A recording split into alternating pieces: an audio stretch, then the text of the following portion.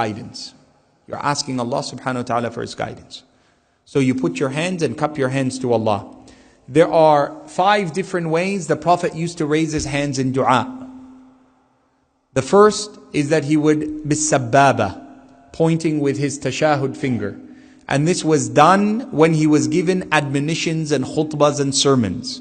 When he was standing on his pulpit, he would make his dua with the sabbaba. And this is called raf'ul yad in dua, raising your hand in dua.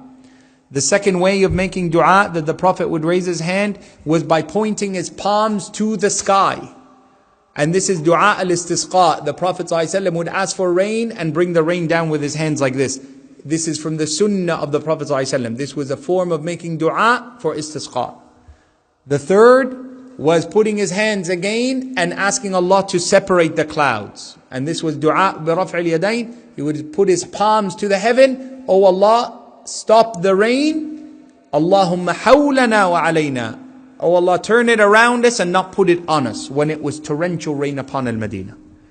The fourth way of making dua with the hands of the Prophet ﷺ was what was called al-qunut.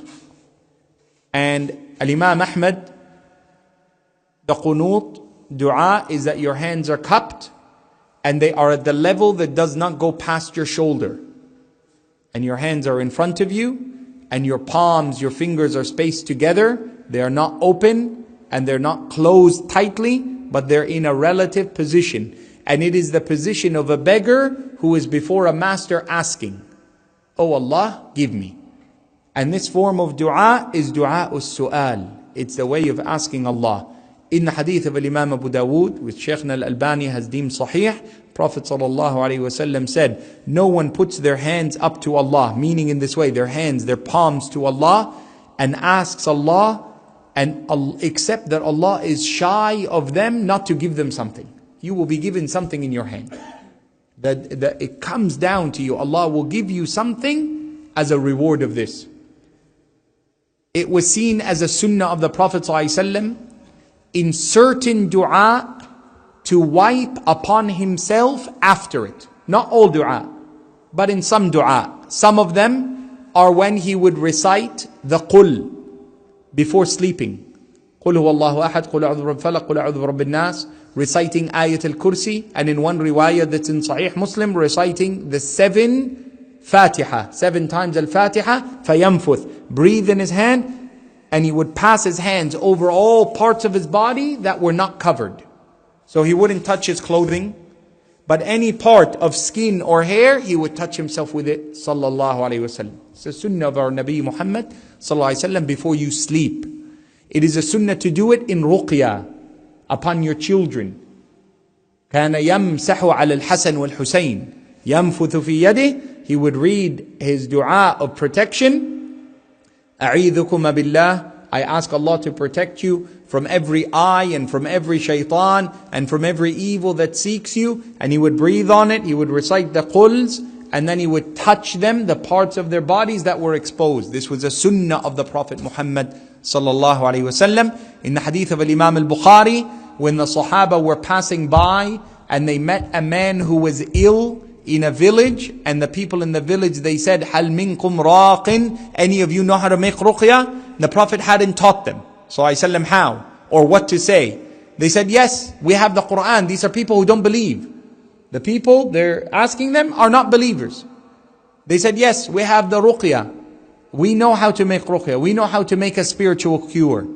They said, okay, do it for us. So the Sahaba read 7 times Surah Al-Fatiha, وَنَفَثُوا وَلَمَسُوا, and they put their lamps upon the man, touched the man, blew upon the man. فَبَرِئ, he became better. So they gave him a gift, sheep. And the Sahaba said, no, we can't consume it, we can't take it until we ask the Prophet ﷺ if it's halal. Because we did something, we got paid, we don't know if what we did was correct. We just used this Quran. And when they came, they said, Ya Rasulullah, this happened, sallallahu alayhi wasallam. And he said, you have to give me some of the sheep, because I'm your teacher. Sallallahu alayhi wasallam. Right? This is the form of making this dua. To put your hands together at the level of your shoulders in a way that is a beggar before the master. The 5th and final way that is mentioned of the Prophet ﷺ raising his hands in his dua was at the time of mihna and difficulty. And that's when he would put his hands up to the sky until they would see the whiteness of his armpit. Sallallahu Alaihi Wasallam. وَهَذَا عِنْدَ النَّازِلَةِ. This was in the time of Badr. It was very, in a time where, Ya Rabb, وَيُنَاشِدُ رَبَّهُ. Asking Allah subhanahu wa ta'ala. Hands fully extended to Allah Azza wa Jal. That is not common. It's not something you do every day.